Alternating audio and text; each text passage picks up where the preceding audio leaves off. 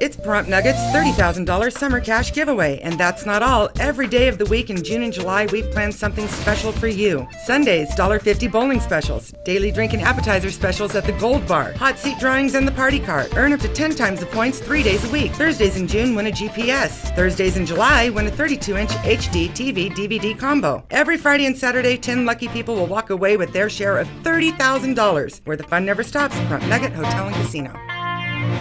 All right. Okay, are you good? Yeah. All right, don't go anywhere. Okay, I got it. All right. Do sound check. Check. Are we there? We there? Hello? 3, 2, 1. Hi, this is Bill Kobarger. I'm here at KPVM-TV, and with me to my right is Al Balaqui with the town and town board member Harley Calkin. Last night we had some interesting things happen at the town board meeting. Can you explain what happened? Well, to make a long story short, we passed moving forward with the international attraction. I think that's how we would refer to it. And, you know, it's been a dream of mine for years to make happen. And then, of course, something extraordinary like that takes a lot of people working together. And I'd like to thank you two for your efforts. You put a lot of information together in the backup, and we got a 4-1 vote last night. And that usually doesn't happen with this town board. A 4-1 vote was really exciting. So, Mr. Balaqui, can you give us a little bit of detail how this project all came about? Well, the project came about is that we were looking to capitalize on where we could go ahead and move forward in increasing the tourism attraction into Pahrump. And I mean, it's right across the mountain. It's in Las Vegas. 40 million people fly there a year. 10, 15 million people drive into there a year. So how do we create, as Mr. Copeland said, a destination attraction, a destination resort to attract them to come over here for a day or two and spend money in the businesses here and possibly even stay here? Well, I know that we all three took a trip to L.A. to meet with the group Contour Entertainment led by Chris Brown, who was a Disney exec for over 20 years. And in doing so, we talked about two other areas that were big international attractions here in the town of Pahrump. You want to talk on one of those two? Well, you know, they were surprised that more people didn't know about the growth of Front Sight, which is just south of the town, as well as Spring Mountain Resort. The motocross that is tremendous. And then, you know, we didn't even get into talk about Nevada Treasures on the north side, which is one of the top 10 RV resorts in the country, and Terrible's Lakeside on the south side. I mean, bracketed on both things. We have so much potential in this valley that those of us that live here take it for granted. And other people will come over here and see the beauty, those things that attracted us here originally. And in your opinion, is that what you think attracted Contour Entertainment to the town of Pahrump? Yes, I think that they realized just like we do. We had a lot of great spokes, so to speak, and we needed a hub to tie it all together, and the international attraction will do it. And now, if I remember correctly, they're looking at trying to obtain about 0.5% to 3% of the 47 million people that come from Las Vegas. They think it's obtainable, and that's basically what their first phase is going to be about, correct?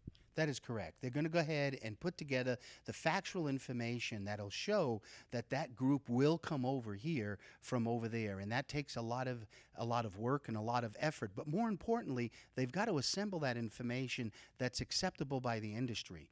In other words, they're going to talk the talk that the industry talks, so they understand that, and they could go ahead and come and say, yes, this will happen. This is the size of project we could develop. This is the amount of people that we could bring into the community, and this is the revenue that it would generate.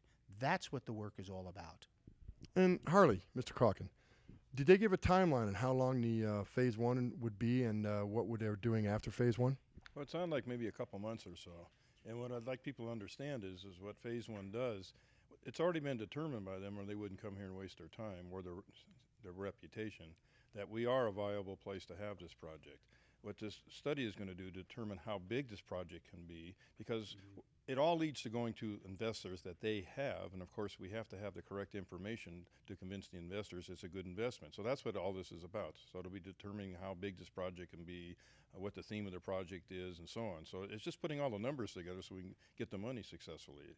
And something is going to be here, and it's going to be a financial asset to this town. In this Excellent. And if I recall correctly, during the town board meeting, because I was sitting there last night, this is a 4-phase process. Am I correct, Mr. Balaqui? Yes, it's a 4-phase process that's going to be involved, and what's going to go ahead and happen there. And what is the overall total cost of the 4 phases?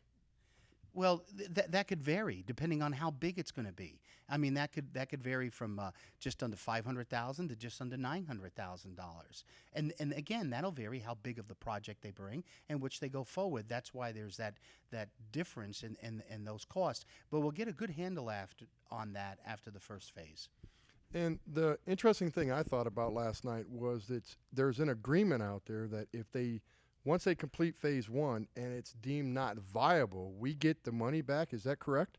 Yes, they were eager to go ahead and put that in the contract, no problem, which again supports the fact that they know it's a viable project. So to them it was kind of ridiculous to put it in there, but they had no problem putting a money back guarantee, so to speak. That's their confidence, Bill. They are so confident, but the work still has to be put together. That the demographics, the information, not just computer stuff generated, they're going to come into the community. Now they said anywhere from 8 to 9 weeks. I think it's going to be a little bit longer, and not that I want them to delay it, but I want to encourage it because they're willing to come in there and be so transparent, to come into the community, get the community's feedback, share the information they have, so we could all in this whole community be a part of it. We're not being left out. We're asking to join. And that's an important thing I wanted to bring up to encourage people to be part of what's about to take place. So basically, this company is going to do a charrette like we did with Last Chance Park. After they have the 8 to 9 week study, if not longer, they're going to put all their thoughts together, and then we're going to hold what is commonly referred to as a charrette and get the word out and take what other people are saying about this. Am I correct, Mr. Calkin? Yes, and also one of the way we can keep our costs down, because there's a variable there, is by people participating and bringing forth the knowledge that they have about different things. One of our advisory boards came forward last night and had a lot of questions about environmental concerns and so on, and they have a lot of answers for those, and those will be beneficial. So instead of having to pay to get those answers, we already have those available, and that'll save us money.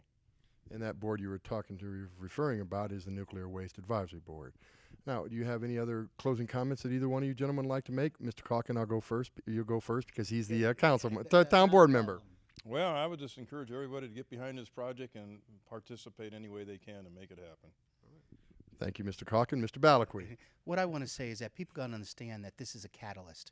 A lot of people says, well, we don't have the hotels, or we don't have the infrastructure, or we don't have that. And all of that is correct. But this is the catalyst that's going to bring those things together. This is the thing that justifies the additional hotel rooms that we need here. The occupancy level will increase. The stores, the retail, the spending. What we really miss is the POS. That's the point of sale. The leakage that we have in this valley is tremendous. That means the people that drive over the hill and spend the money in Clark County. It's time that we retain them and they spend the money in Nye County. That's what this is about. Well, thank you, Mr. Balakwi. Thank you, Mr. Calkin. This is Bill Kobarger reporting on behalf of KPVM-TV. And if you have any issues, if you have any concerns about this, please email myself at bkobarger@pahrump.nv.org or abalakwi@pahrump.nv.org or hcalkin@pahrump.nv.org. Thank you, and just remember one thing, Pahrump. What would you do if you knew you could not fail? Thank you.